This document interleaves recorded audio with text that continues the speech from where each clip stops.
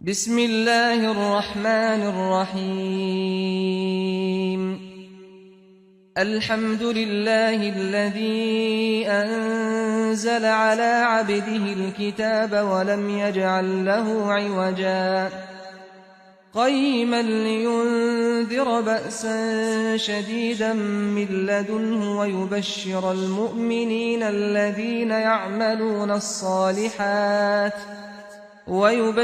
المؤمنين الذين يعملون الصالحات أن لهم أجرا حسنا ماكثين فيه أبدا وينذر الذين قالوا اتخذ الله ولدا ما لهم به من علم ولا لآبائهم كبرت كلمة تخرج من أفواههم إن يقولون إلا كذبا فلعلك باخع نفسك على آثارهم إن لم يؤمنوا بهذا الحديث أسفا إنا جعلنا ما على الأرض زينة لها لنبلوهم أيهم أحسن عملا وإنا لجاعلون ما عليها صعيدا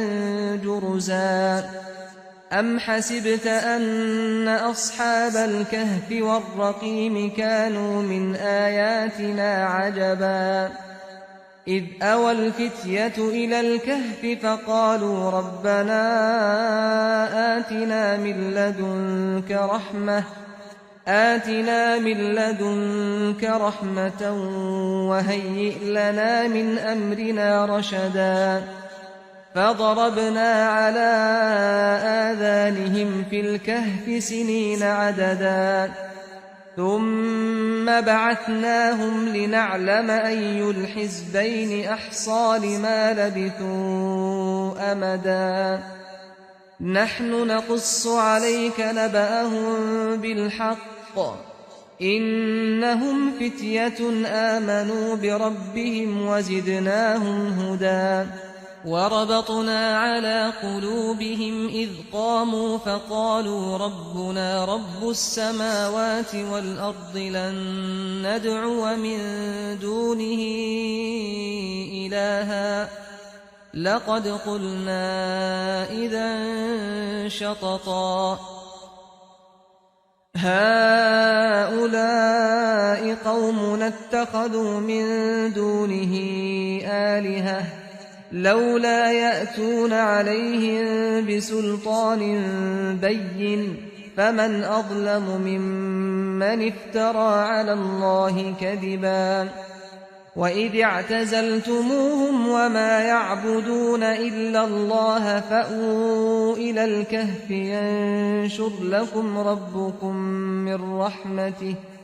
ينشر لكم ربكم من رحمته ويهيئ لكم من أمركم مرفقا وترى الشمس إذا طلعت تزاور عن كهفهم ذات اليمين وإذا غربت تقرضهم ذات الشمال وهم في فجوة منه ذلك من آيات الله من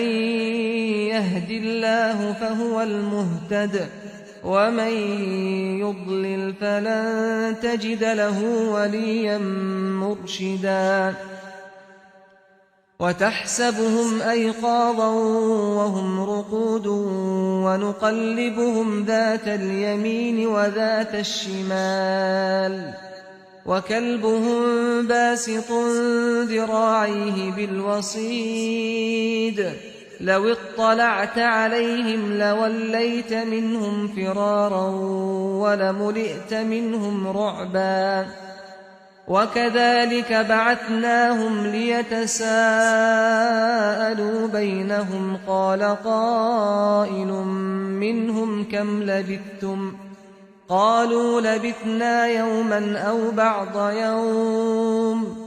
قالوا ربكم أعلم بما لبثتم فابعثوا أحدكم بورقكم هذه إلى المدينة فلينظر أيها أزكى طعاما فليأتكم برزق منه وليتلطف ولا يشعرن بكم أحدا إنهم إن يظهروا عليكم يرجموكم أو يعيدوكم في ملتهم ولن تفلحوا إذا أبدا وكذلك أعثرنا عليهم ليعلموا أن وعد الله حق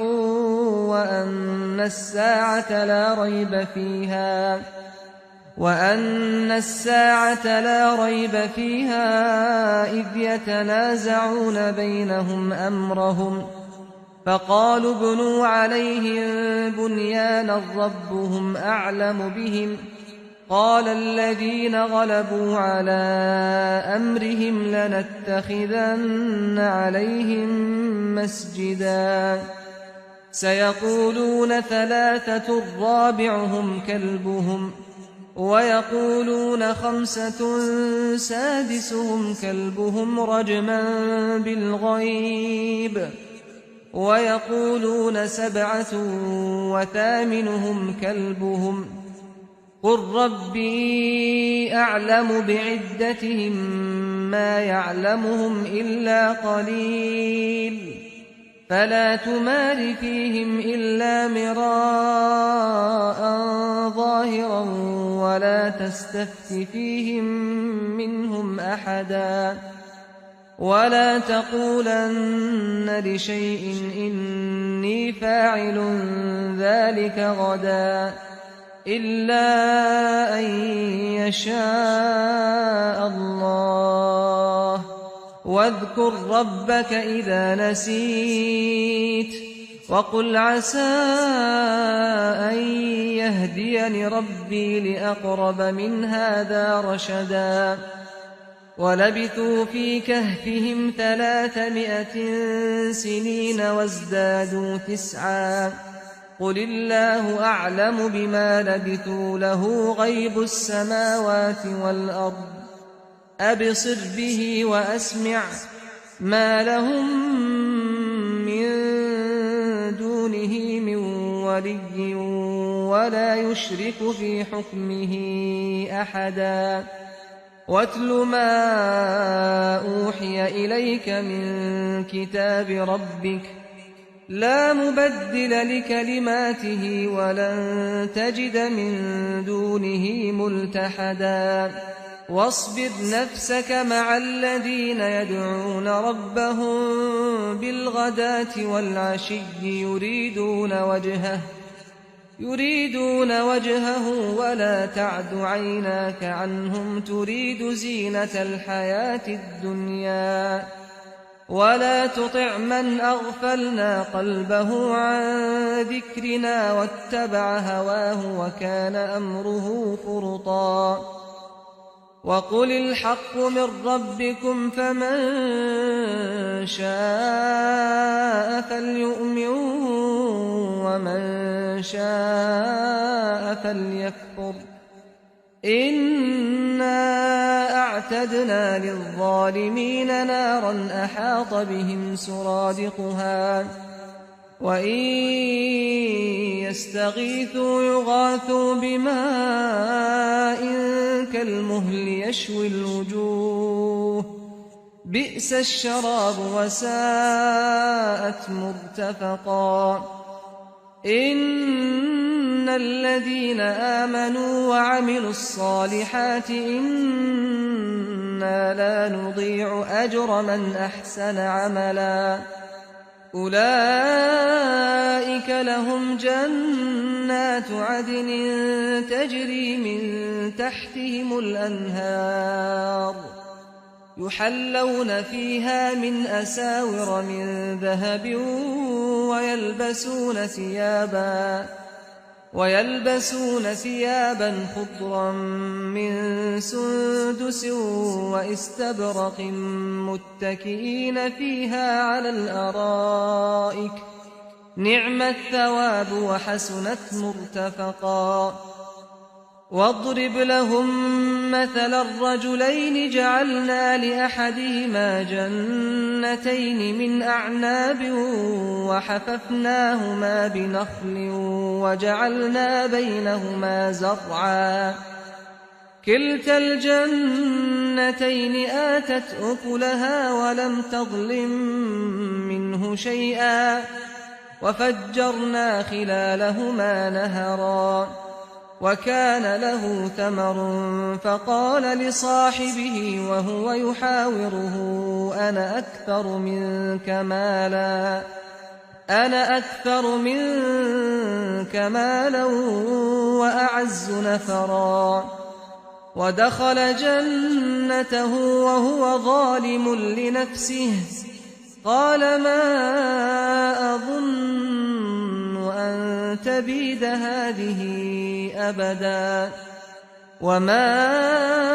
أظن الساعة قائمة ولئن رددت إلى ربي لأجدن خيرا منها منقلبا قال له صاحبه وهو يحاوره أكفرت بالذي خلقك من تراب ثم من نطفة ثم سواك رجلا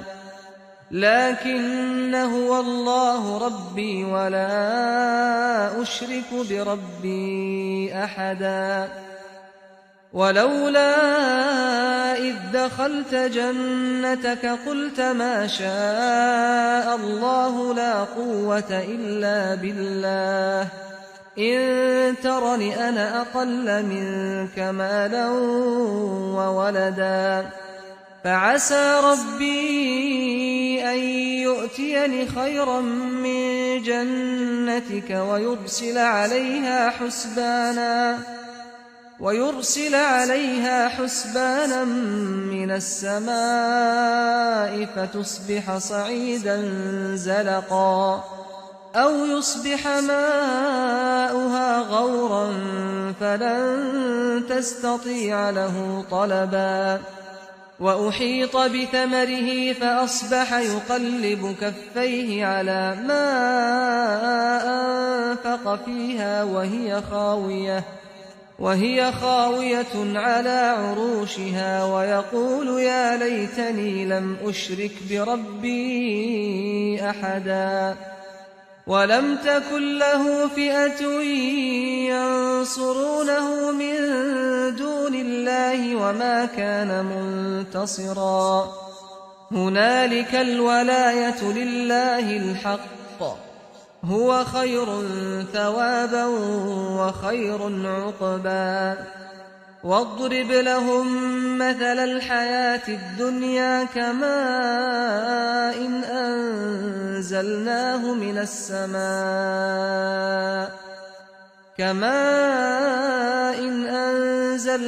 من السماء فاختلط به نبات الأرض فأصبح هشيما تذروه الرياح وكان الله على كل شيء مقتدرا المال والبنون زينة الحياة الدنيا والباقيات الصالحات خير عند ربك ثوابا وخير أملا ويوم نسير الجبال وترى الأرض بارزة وحشرناهم فلم نغادر منهم أحدا وعرضوا على ربك صفا لقد جئتمونا كما خلقناكم أول مرة بل زعمتم أن لن نجعل لكم موعدا ووضع الكتاب فترى المجرمين مشفقين مما فيه ويقولون يا ويلتنا ما لهذا الكتاب لا يغادر صغيرة ولا كبيرة إلا أحصاها ووجدوا ما عملوا حاضرا ولا يظلم ربك أحدا وإذ قلنا للملائكة اسجدوا لآدم فسجدوا إلا إبليس كان من الجن ففسق عن أمر ربه أفتتخذونه وذريته أولياء من دوني وهم لكم عدو بئس للظالمين بدلا ما أشهدتهم خلق السماوات والأرض ولا خلق أنفسهم وما كنت متخذ المضلين عضدا ويوم يقول نادوا شركائي الذين زعمتم فدعوهم فلم يستجيبوا لهم وجعلنا بينهم موبقا ورأى المجرمون النار فظنوا أنهم مواقعوها ولم يجدوا عنها مصرفا ولقد صرفنا في هذا القرآن للناس من كل مثل وكان الإنسان أكثر شيء جدلا وما منع الناس أن يؤمنوا إذ جاءهم الهدى ويستغفروا ربهم إلا أن تأتيهم سنة الأولين أو يأتيهم العذاب قبلا وما نرسل المرسلين إلا مبشرين ومنذرين ويجادل الذين كفروا بالباطل ليدحضوا به الحق واتخذوا آياتي وما أنذروا هزوا ومن أظلم ممن ذكر بآيات ربه فأعرض عنها ونسي ما قدمت يداه إنا جعلنا على قلوبهم أكنة أن يفقهوه وفي آذانهم وقرا وإن تدعهم إلى الهدى فلن يهتدوا إذا أبدا وربك الغفور ذو الرحمة لو يؤاخذهم بما كسبوا لعجل لهم العذاب بل لهم موعد لن يجدوا من دونه موئلا وتلك القرى أهلكناهم لما ظلموا وجعلنا لمهلكهم موعدا وإذ قال موسى لفتاه لا أبرح حتى أبلغ مجمع البحرين أو أمضي حقبا فلما بلغا مجمع بينهما نسيا حوتهما فاتخذ سبيله في البحر سربا فلما جاوزا قال لفتاه آتنا غداءنا لقد لقينا من سفرنا هذا نصبا قال أرأيت إذ أوينا إلى الصخرة فإني نسيت الحوت وما أنسانيه إلا الشيطان أن أذكره واتخذ سبيله في البحر عجبا قال ذلك ما كنا نبغي فارتدا على آثارهما قصصا فوجدا عبدا من عبادنا آتيناه رحمة من عندنا وعلمناه من لدنا علما قال له موسى هل أتبعك على أن تعلمني مما علمت رشدا قال إنك لن تستطيع معي صبرا وكيف تصبر على ما لم تحط به خبرا قال ستجدني إن شاء الله صابرا ولا أعصي لك أمرا قال فإن اتبعتني فلا تسألني عن شيء حتى أحدث لك منه ذكرا فانطلقا حتى إذا ركبا في السفينة خرقها قال أخرقتها لتغرق أهلها لقد جئت شيئا إمرا قال ألم أقل إنك لن تستطيع معي صبرا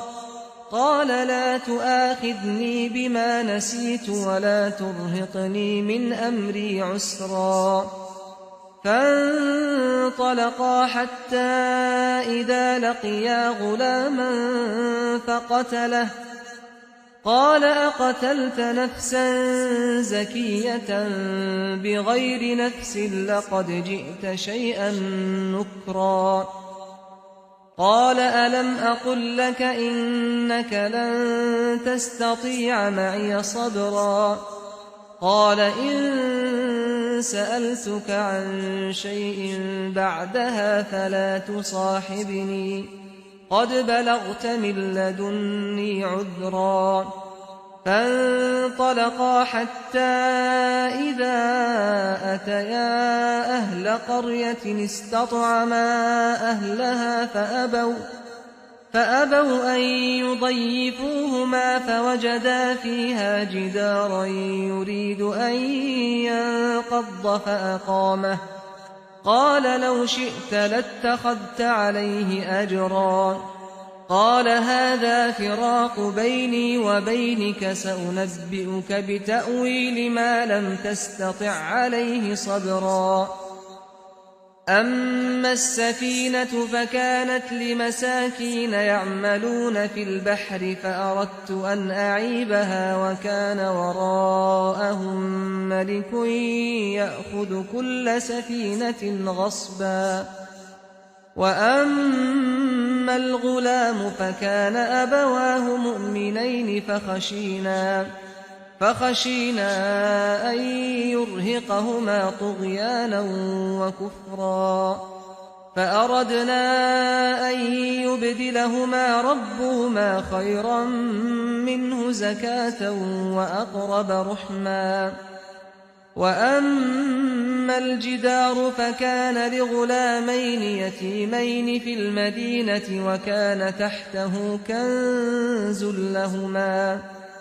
وكان تحته كنز لهما وكان أبوهما صالحا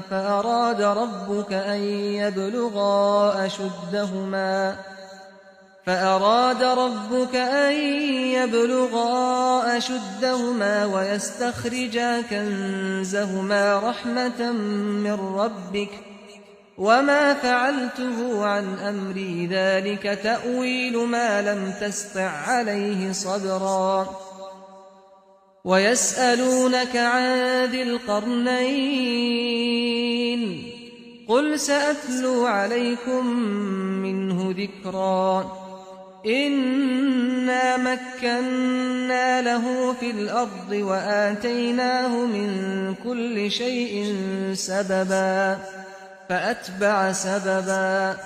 حتى إذا بلغ مغرب الشمس وجدها تغرب في عين حمئة ووجد عندها قوما قلنا يا ذا القرنين إما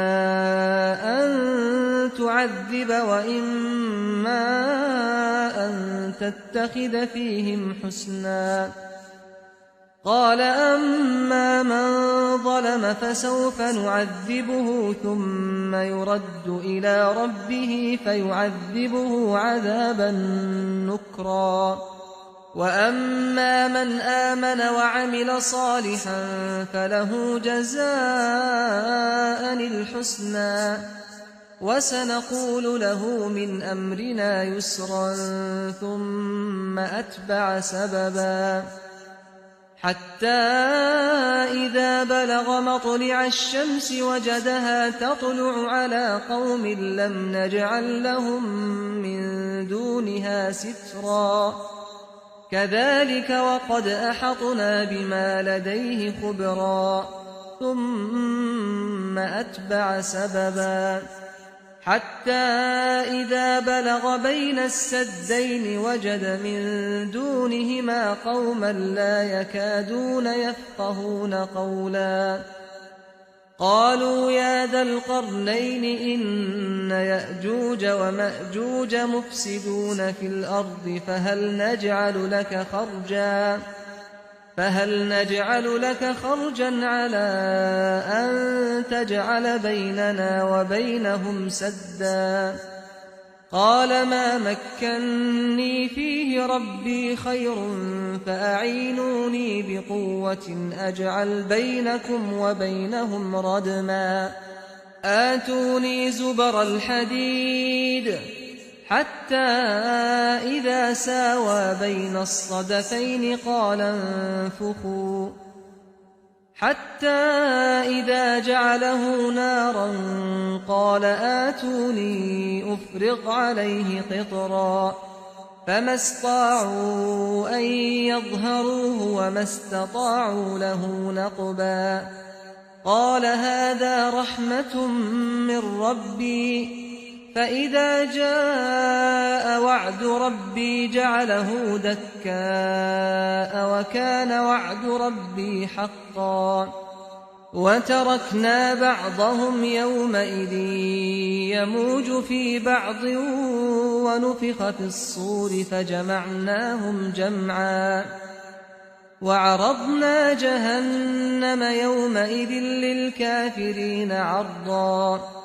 الذين كانت أعينهم في غطاء عن ذكري وكانوا لا يستطيعون سمعا أفحسب الذين كفروا أن يتخذوا عبادي من دوني أولياء إنا أعتدنا جهنم للكافرين نزلا قل هل ننبئكم بالأخسرين أعمالا الذين ضل سعيهم في الحياة الدنيا وهم يحسبون أنهم يحسنون صنعا أولئك الذين كفروا بآيات ربهم ولقائه فحبطت أعمالهم فلا نقيم لهم يوم القيامة وزنا ذلك جزاؤهم جهنم بما كفروا واتخذوا آياتي ورسلي هزوا إن الذين آمنوا وعملوا الصالحات كانت لهم جنات الفردوس نزلا خالدين فيها لا يبغون عنها حولا قل لو كان البحر مدادا لكلمات ربي لنفد البحر قبل أن تنفد كلمات ربي ولو جئنا بمثله مددا قل إنما أنا بشر مثلكم يوحى إلي أنما إلهكم إله واحد فمن كان يرجو لقاء ربه فليعمل عملا صالحا ولا يشرك بعبادة ربه أحدا بسم الله الرحمن الرحيم الحمد لله الذي أنزل على عبده الكتاب ولم يجعل له عوجا قيما لينذر بأسا شديدا من لدنه ويبشر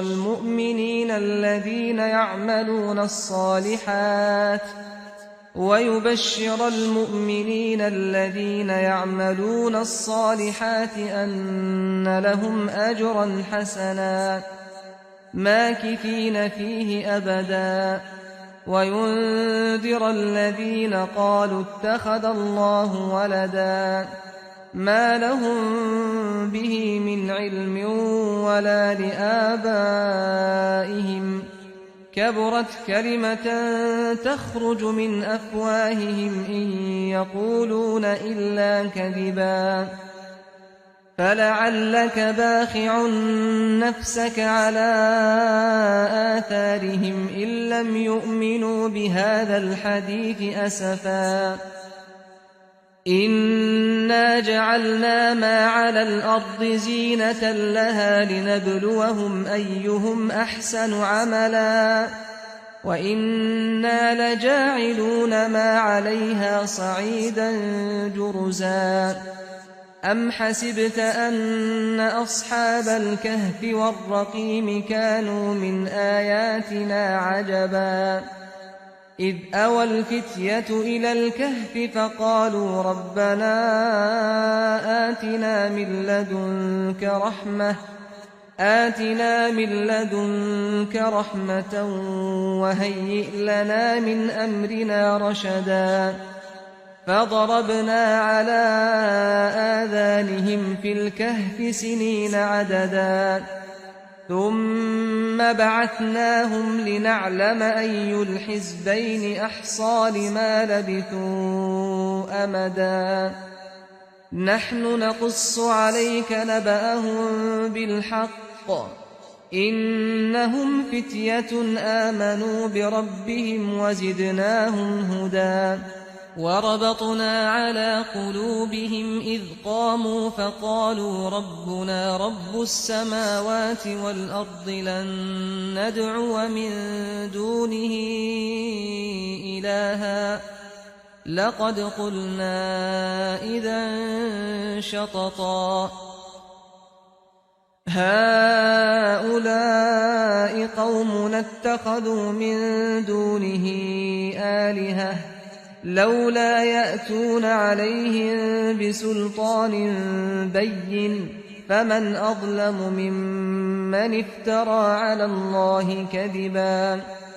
وإذ اعتزلتموهم وما يعبدون إلا الله فأووا إلى الكهف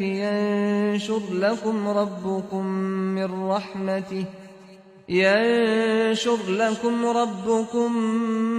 من رحمته ويهيئ لكم من أمركم مرفقا وترى الشمس إذا طلعت تزاور عن كهفهم ذات اليمين وإذا غربت تقرضهم ذات الشمال وهم في فجوة منه ذلك من آيات الله من يهد الله فهو المهتد ومن يضلل فلن تجد له وليا مرشدا وتحسبهم أيقاظا وهم رقود ونقلبهم ذات اليمين وذات الشمال وكلبهم باسط ذراعيه بالوصيد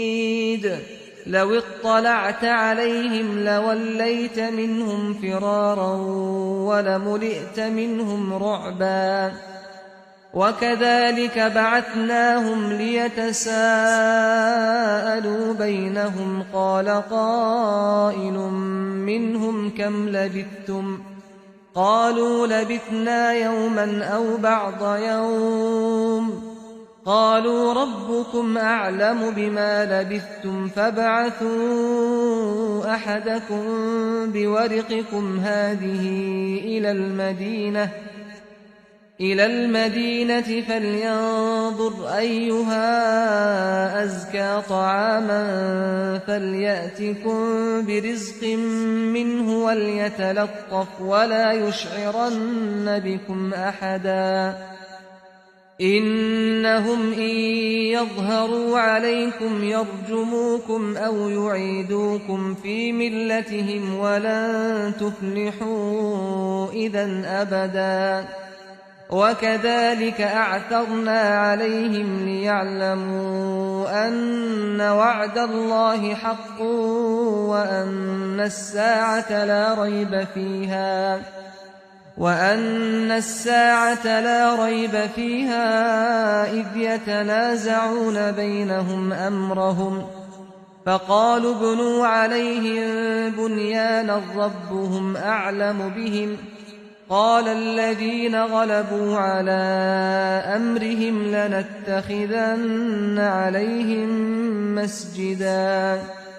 سيقولون ثلاثة رابعهم كلبهم ويقولون خمسة سادسهم كلبهم رجما بالغيب ويقولون سبعة وثامنهم كلبهم قل ربي أعلم بعدتهم ما يعلمهم إلا قليل فلا تمار فيهم إلا مراء ظاهرا ولا تستفت فيهم منهم أحدا ولا تقولن لشيء إني فاعل ذلك غدا إلا أن يشاء الله واذكر ربك إذا نسيت وقل عسى أن يهديني ربي لأقرب من هذا رشدا ولبثوا في كهفهم 300 سنين وازدادوا 9 قل الله أعلم بما لبثوا له غيب السماوات والأرض أبصر به وأسمع ما لهم من دونه من ولي ولا يشرك في حكمه أحدا واتل ما أوحي إليك من كتاب ربك لا مبدل لكلماته ولن تجد من دونه ملتحدا واصبر نفسك مع الذين يدعون ربهم بالغداة والعشي يريدون وجهه ولا تعد عيناك عنهم تريد زينة الحياة الدنيا ولا تطع من أغفلنا قلبه عن ذكرنا واتبع هواه وكان أمره فرطا وقل الحق من ربكم فمن شاء فليؤمن ومن شاء فليكفر إنا أعتدنا للظالمين نارا أحاط بهم سرادقها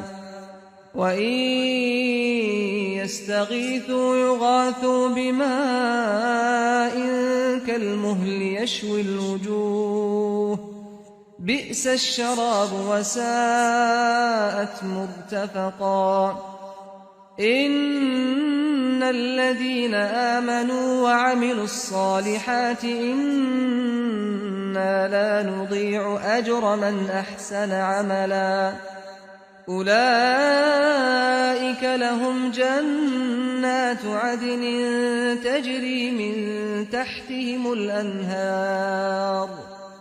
يحلون فيها من أساور من ذهب ويلبسون ثيابا خضرا من سندس واستبرق متكئين فيها على الأرائك نعم الثواب وحسنت مرتفقا واضرب لهم مثل الرجلين جعلنا لأحدهما جنتين من أعناب وحففناهما بنخل وجعلنا بينهما زرعا كلتا الجنتين آتت أكلها ولم تظلم منه شيئا وفجرنا خلالهما نهرا وكان له ثمر فقال لصاحبه وهو يحاوره أنا أكثر منك مالا وأعز نفرا ودخل جنته وهو ظالم لنفسه قال ما أظن أن تبيد هذه أبدا وما أظن الساعة قائمة ولئن رددت إلى ربي لأجدن خيرا منها منقلبا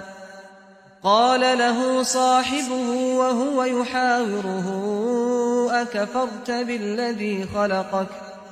أكفرت بالذي خلقك من تراب ثم من نطفة ثم سواك رجلا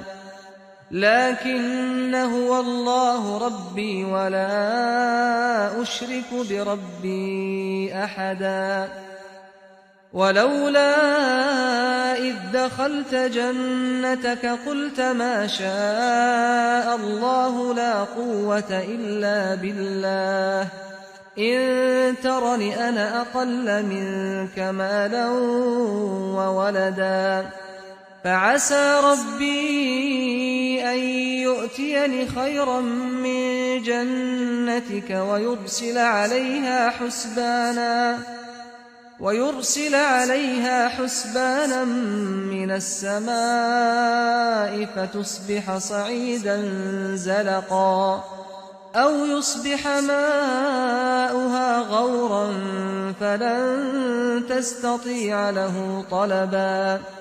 وأحيط بثمره فأصبح يقلب كفيه على ما أنفق فيها وهي خاوية على عروشها ويقول يا ليتني لم أشرك بربي أحدا ولم تكن له فئة ينصرونه من دون الله وما كان منتصرا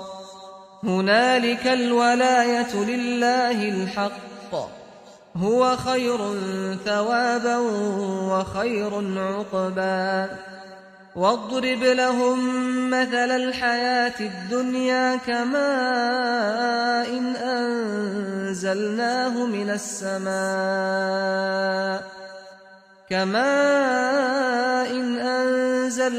من السماء فاختلط به نبات الأرض فأصبح هشيما تذروه الرياح وكان الله على كل شيء مقتدرا المال والبنون زينة الحياة الدنيا والباقيات الصالحات خير عند ربك ثوابا وخير أملا ويوم نسير الجبال وترى الأرض بارزة وحشرناهم فلم نغادر منهم أحدا وعرضوا على ربك صفا لقد جئتمونا كما خلقناكم أول مرة بل زعمتم أن لن نجعل لكم موعدا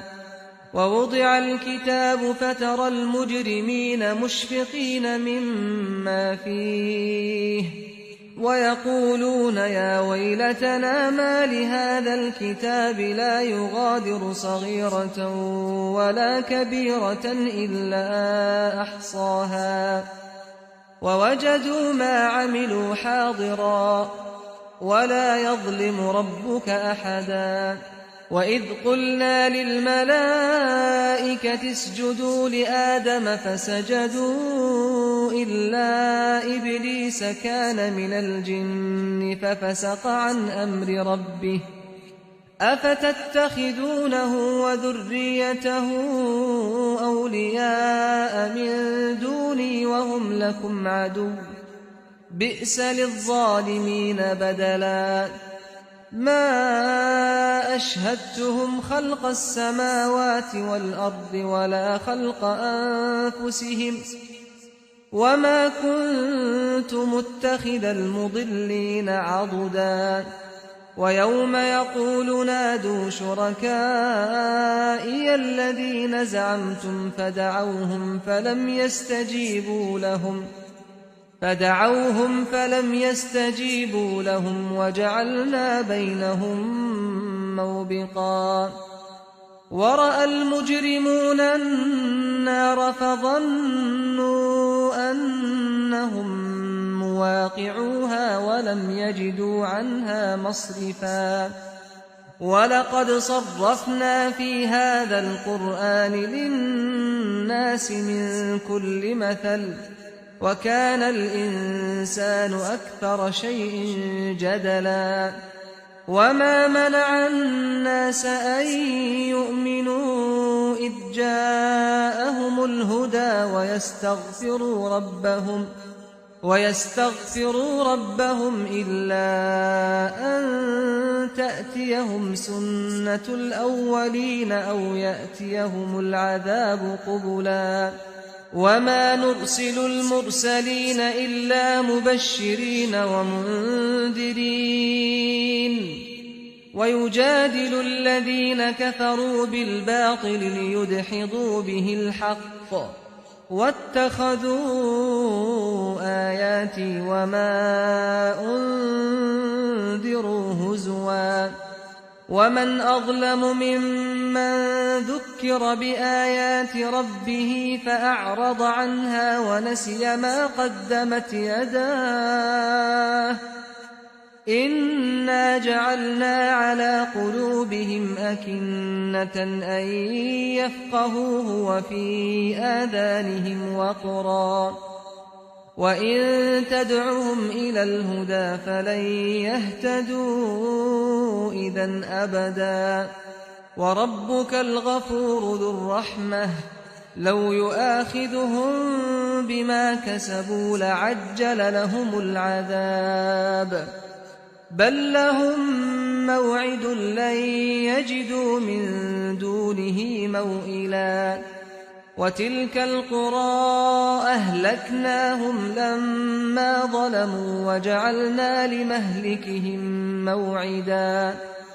وإذ قال موسى لفتاه لا أبرح حتى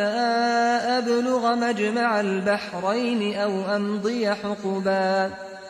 فلما بلغا مجمع بينهما نسيا حوتهما فاتخذ سبيله في البحر سربا فلما جاوزا قال لفتاه آتنا غداءنا لقد لقينا من سفرنا هذا نصبا قال أرأيت إذ أوينا إلى الصخرة فإني نسيت الحوت وما أنسانيه إلا الشيطان أن أذكره واتخذ سبيله في البحر عجبا قال ذلك ما كنا نبغ فارتدا على آثارهما قصصا فوجدا عبدا من عبادنا آتيناه رحمة من عندنا وعلمناه من لدنا علما قال له موسى هل أتبعك على أن تعلمني مما علمت رشدا قال إنك لن تستطيع معي صبرا وكيف تصبر على ما لم تحط به خبرا قال ستجدني إن شاء الله صابرا ولا أعصي لك أمرا. قال فإن اتبعتني فلا تسألني عن شيء حتى أحدث لك منه ذكرا. فانطلقا حتى إذا ركبا في السفينة خرقها قال أخرقتها لتغرق أهلها لقد جئت شيئا إمرا. قال ألم أقل إنك لن تستطيع معي صبرا. قال لا تؤاخذني بما نسيت ولا ترهقني من أمري عسرا. فانطلقا حتى إذا لقيا غلاما فقتله قال أقتلت نفسا زكية بغير نفس لقد جئت شيئا نكرا. قال ألم أقل لك إنك لن تستطيع معي صبرا. قال إن سألتك عن شيء بعدها فلا تصاحبني قد بلغت من لدني عذرا. فانطلقا حتى إذا أتيا أهل قرية استطعما أهلها فأبوا أن يضيفوهما فوجدا فيها جدارا يريد أن ينقض فأقامه. قال لو شئت لاتخذت عليه أجرا. قال هذا فراق بيني وبينك سأنبئك بتأويل ما لم تستطع عليه صبرا. أما السفينة فكانت لمساكين يعملون في البحر فأردت أن أعيبها وكان وراءهم ملك يأخذ كل سفينة غصبا. وأما الغلام فكان أبواه مؤمنين فخشينا أن يرهقهما طغيانا وكفرا. فأردنا أن يبدلهما ربهما خيرا منه زكاة وأقرب رحما. وأما الجدار فكان لغلامين يتيمين في المدينة وكان تحته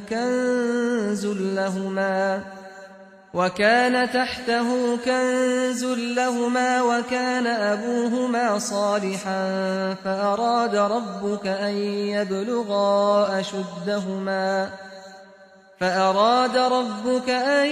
يبلغا أشدهما ويستخرجا كنزهما رحمة من ربك وما فعلته عن أمري ذلك تأويل ما لم تسطع عليه صبرا. ويسألونك عن ذي القرنين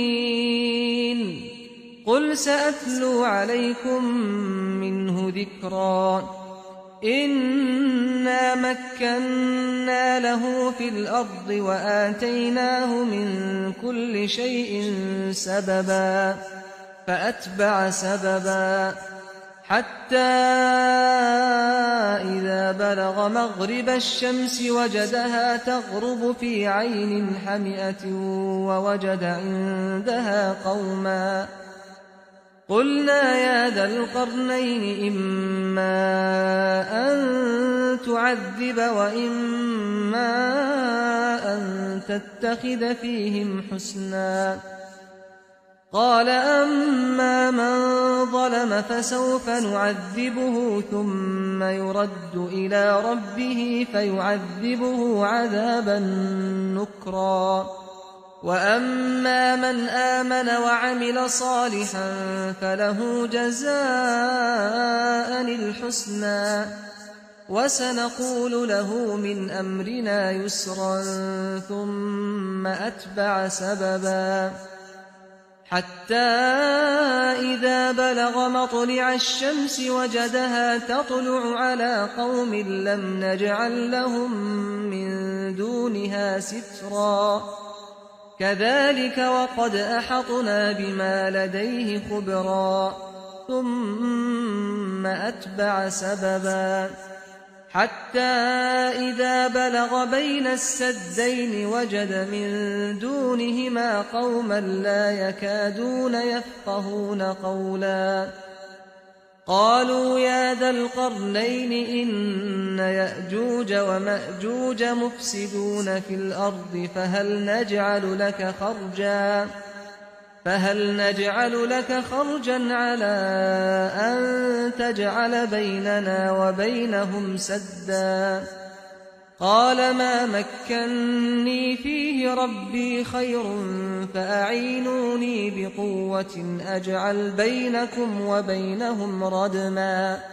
آتوني زبر الحديد حتى إذا ساوى بين الصدفين قال انفخوا حتى إذا جعله نارا قال آتوني أفرغ عليه قطرا فما استطاعوا أن يظهروه وما استطاعوا له نقبا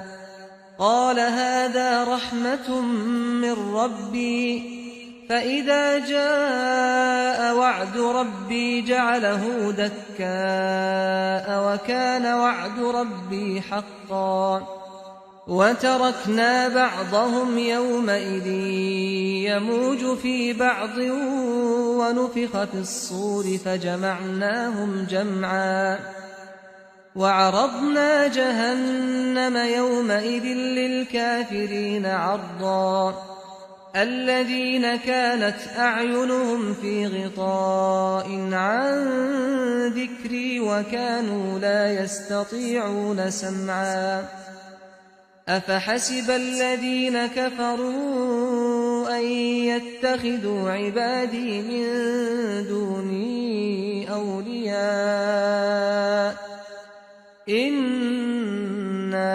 أعتدنا جهنم للكافرين نزلا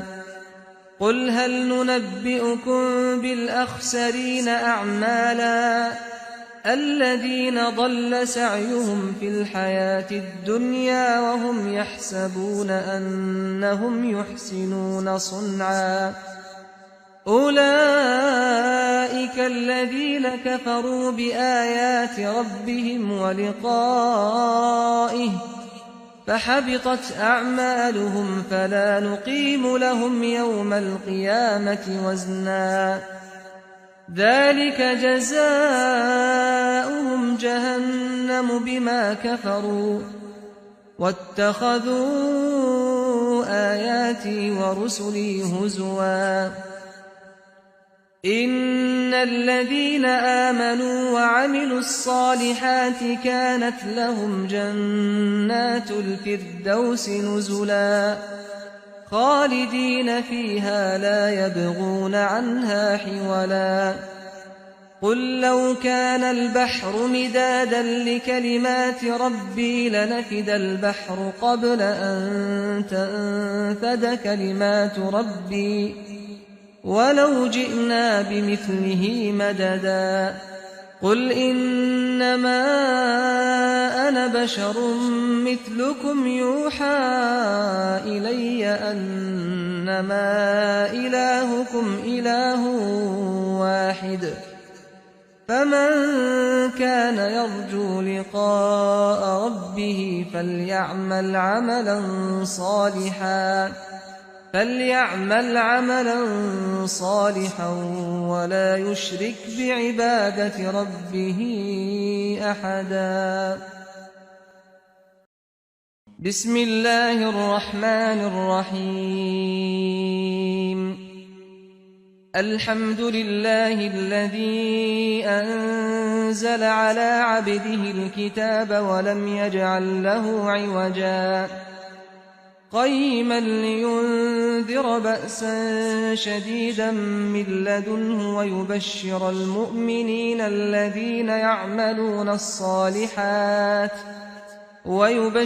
المؤمنين الذين يعملون الصالحات أن لهم أجرا حسنا ماكثين فيه أبدا وينذر الذين قالوا اتخذ الله ولدا ما لهم به من علم ولا لآبائهم كبرت كلمة تخرج من أفواههم إن يقولون إلا كذبا فلعلك باخع نفسك على آثارهم إن لم يؤمنوا بهذا الحديث أسفا إنا جعلنا ما على الأرض زينة لها لنبلوهم أيهم أحسن عملا وإنا لجاعلون ما عليها صعيدا جرزا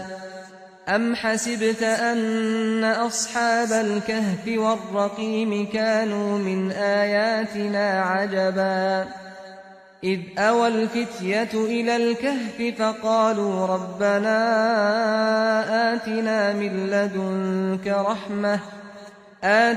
من لدنك رحمة وهيئ لنا من أمرنا رشدا فضربنا على آذانهم في الكهف سنين عددا ثم بعثناهم لنعلم أي الحزبين أحصى لما لبثوا أمدا نحن نقص عليك نبأهم بالحق إنهم فتية آمنوا بربهم وزدناهم هدى وربطنا على قلوبهم إذ قاموا فقالوا ربنا رب السماوات والأرض لن ندعو من دونه إلها لقد قلنا إذا شططا هؤلاء قومنا اتخذوا من دونه آلهة لولا يأتون عليهم بسلطان بين فمن أظلم ممن افترى على الله كذبا وإذ اعتزلتموهم وما يعبدون إلا الله فأووا إلى الكهف ينشر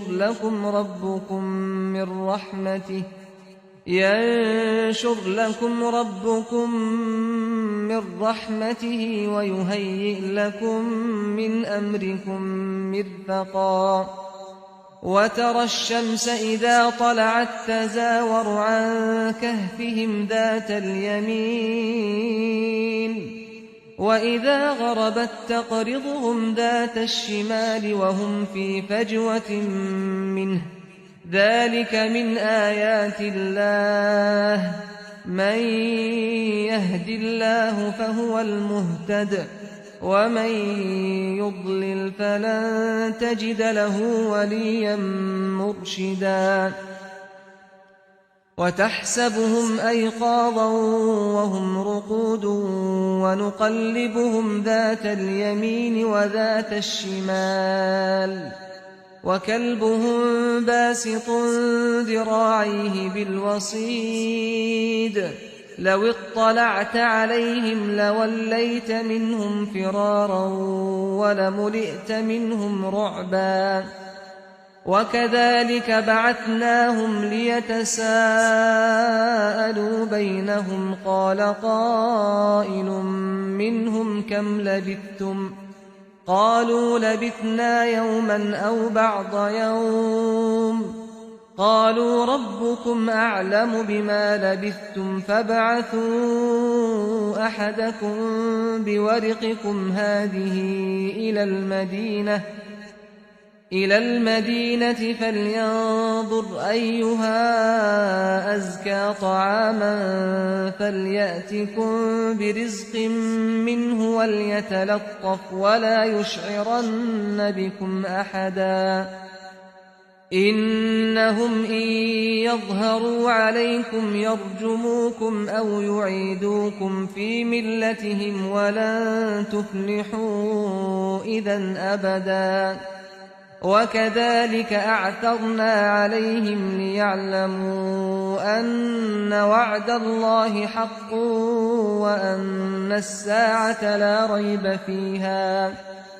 وأن الساعة لا ريب فيها إذ يتنازعون بينهم أمرهم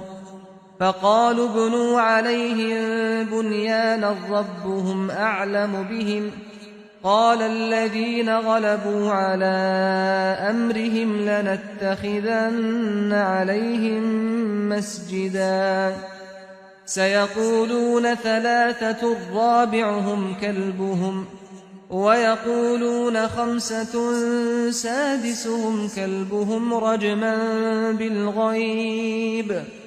ويقولون سبعة وثامنهم كلبهم قل ربي أعلم بعدتهم ما يعلمهم إلا قليل فلا تمار فيهم إلا مراء ظاهرا ولا تستفت فيهم منهم أحدا ولا تقولن لشيء إني فاعل ذلك غدا إلا أن يشاء الله واذكر ربك إذا نسيت وقل عسى أن يهديني ربي لأقرب من هذا رشدا ولبثوا في كهفهم 300 سنين وازدادوا 9 قل الله أعلم بما لبثوا له غيب السماوات والأرض أبصر به وأسمع ما لهم من دونه من ولي ولا يشرك في حكمه أحدا واتل ما أوحي إليك من كتاب ربك لا مبدل لكلماته ولن تجد من دونه ملتحدا واصبر نفسك مع الذين يدعون ربهم بالغداة والعشي يريدون وجهه ولا تعد عيناك عنهم تريد زينة الحياة الدنيا ولا تطع من أغفلنا قلبه عن ذكرنا واتبع هواه وكان أمره فرطا وقل الحق من ربكم فمن شاء فليؤمن ومن شاء فليكفر إنا أعتدنا للظالمين نارا أحاط بهم سرادقها وإن يستغيثوا يغاثوا بماء كالمهل يشوي الوجوه بئس الشراب وساءت مرتفقا إن الذين آمنوا وعملوا الصالحات إنا لا نضيع أجر من أحسن عملا أولئك لهم جنات عدن تجري من تحتهم الأنهار يحلون فيها من أساور من ذهب ويلبسون ثيابا خضرا من سندس واستبرق متكئين فيها على الأرائك نعم الثواب وحسنت مرتفقا واضرب لهم مثل الرجلين جعلنا لأحدهما جنتين من أعناب وحففناهما بنخل وجعلنا بينهما زرعا كلتا الجنتين آتت أكلها ولم تظلم منه شيئا وفجرنا خلالهما نهرا وكان له ثمر فقال لصاحبه وهو يحاوره أنا أكثر منك مالا وأعز نفرا ودخل جنته وهو ظالم لنفسه قال ما أظن أن تبيد هذه أبدا وما أظن الساعة قائمة ولئن رددت إلى ربي لأجدن خيرا منها منقلبا قال له صاحبه وهو يحاوره أكفرت بالذي خلقك من تراب ثم من نطفة ثم سواك رجلا لكن هو الله ربي ولا أشرك بربي أحدا ولولا إذ دخلت جنتك قلت ما شاء الله لا قوة إلا بالله إن ترني أنا أقل منك مالا وولدا فعسى ربي أن يؤتيني خيرا من جنتك ويرسل عليها حسبانا من السماء فتصبح صعيدا زلقا أو يصبح ماؤها غورا فلن تستطيع له طلبا وأحيط بثمره فأصبح يقلب كفيه على ما أنفق فيها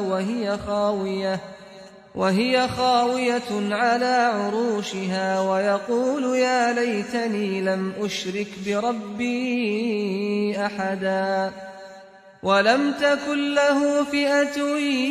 ينصرونه من دون الله وما كان منتصرا هنالك الولاية لله الحق هو خير ثوابا وخير عقبا واضرب لهم مثل الحياة الدنيا كماء إن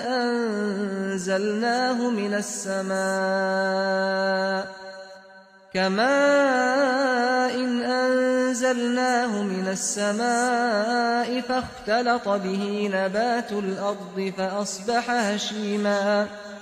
فأصبح هشيما تذروه الرياح وكان الله على كل شيء مقتدرا المال والبنون زينة الحياة الدنيا والباقيات الصالحات خير عند ربك ثوابا وخير أملا ويوم نسير الجبال وترى الأرض بارزة وحشرناهم فلم نغادر منهم أحدا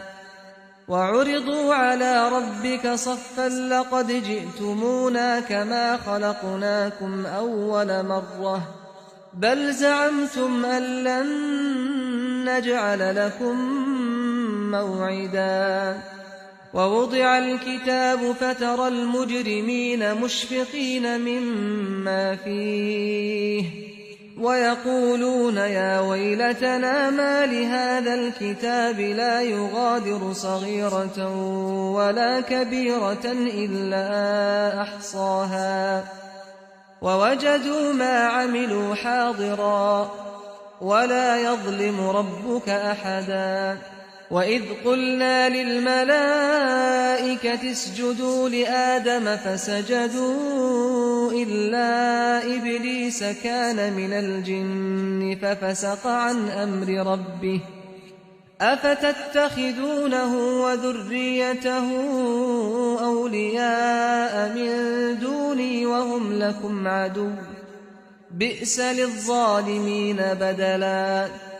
ما أشهدتهم خلق السماوات والأرض ولا خلق أنفسهم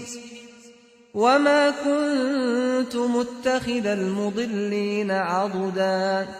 ويوم يقول نادوا شركائي الذين زعمتم فدعوهم فلم يستجيبوا لهم وجعلنا بينهم موبقا ورأى المجرمون النار فظنوا أنهم مواقعوها ولم يجدوا عنها مصرفا ولقد صرفنا في هذا القرآن للناس من كل مثل وكان الإنسان أكثر شيء جدلا وما منع الناس أن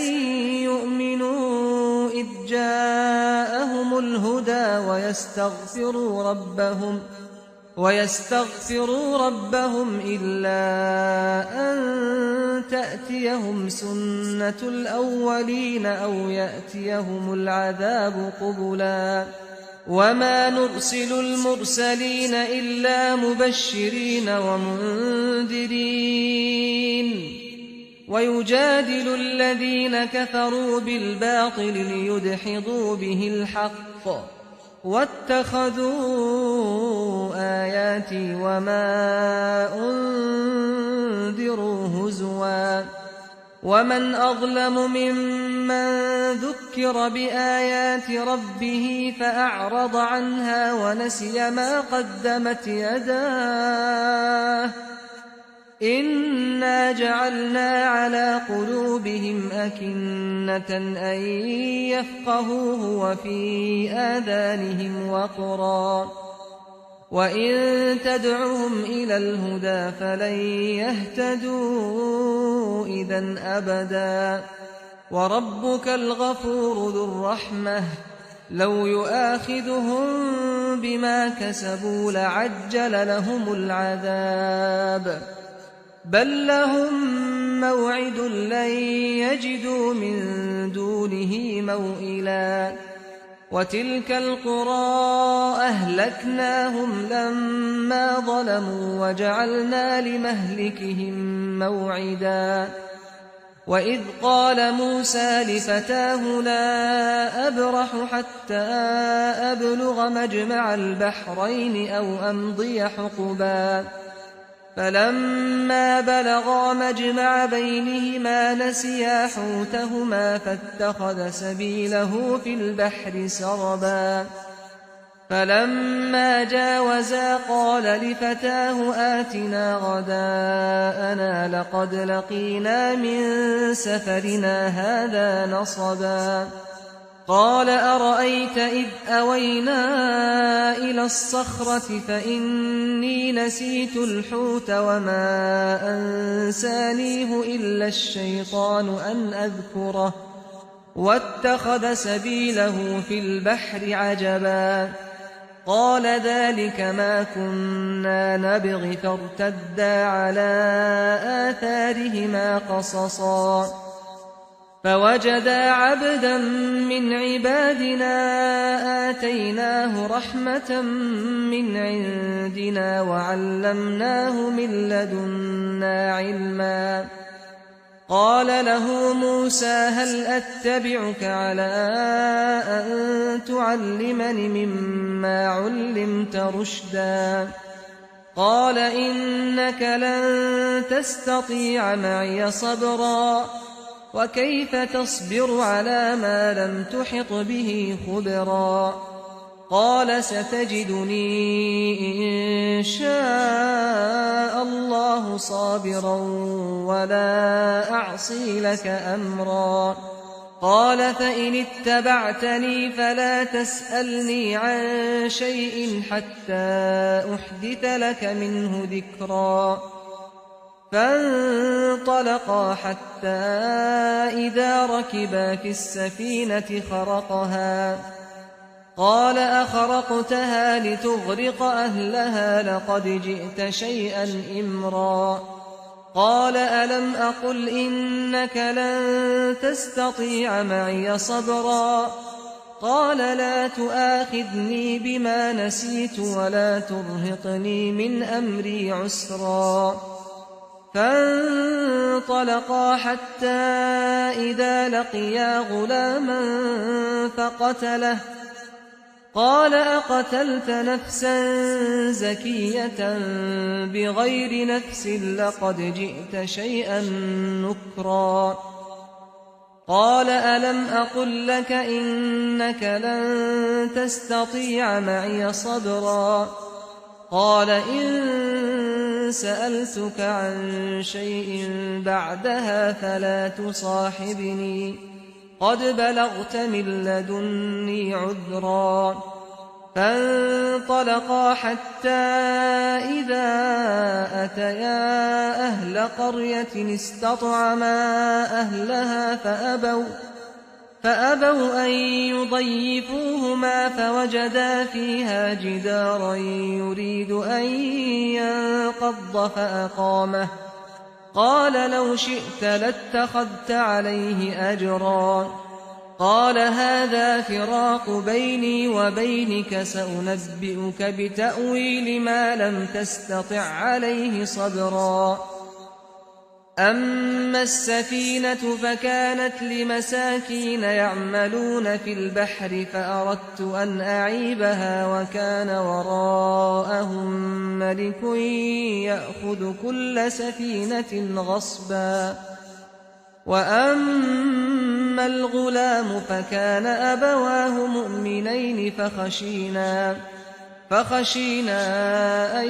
يرهقهما طغيانا وكفرا. فأردنا أن يبدلهما ربهما خيرا منه زكاة وأقرب رحما. وأما الجدار فكان لغلامين يتيمين في المدينة وكان تحته كنز لهما وكان أبوهما صالحا فأراد ربك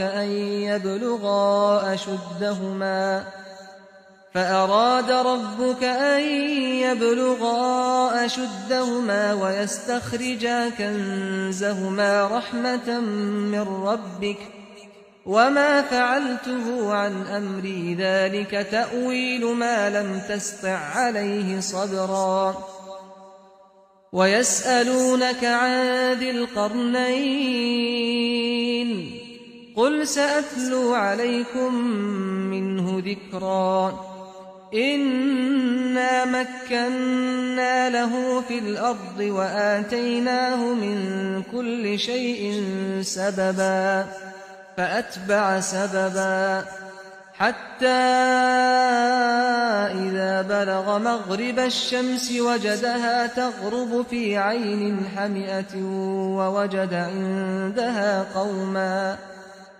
قلنا يا ذا القرنين إما أن تعذب وإما أن تتخذ فيهم حسنا.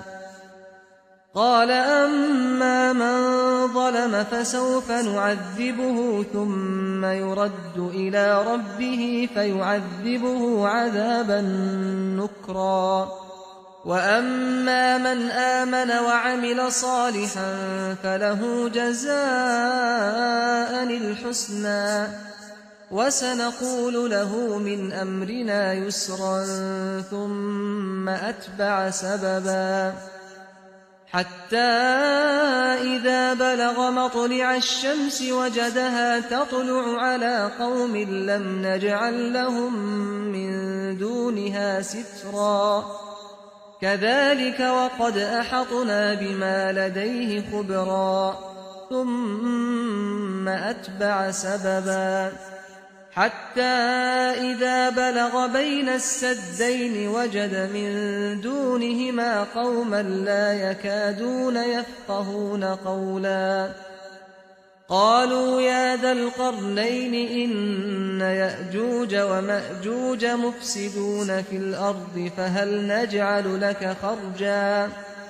فهل نجعل لك خرجا على أن تجعل بيننا وبينهم سدا قال ما مكني فيه ربي خير فأعينوني بقوة أجعل بينكم وبينهم ردما آتوني زبر الحديد حتى إذا ساوى بين الصدفين قال انفخوا حتى إذا جعله نارا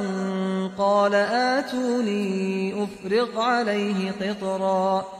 فما استطاعوا أن يظهروه وما استطاعوا له نقبا قال هذا رحمة من ربي فإذا جاء وعد ربي جعله دكاء وكان وعد ربي حقا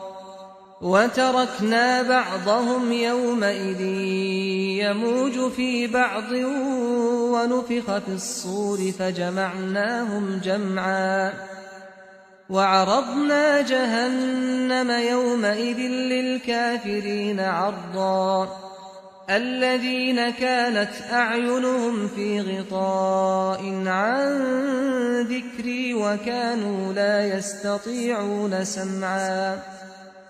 أفحسب الذين كفروا أن يتخذوا عبادي من دوني أولياء إنا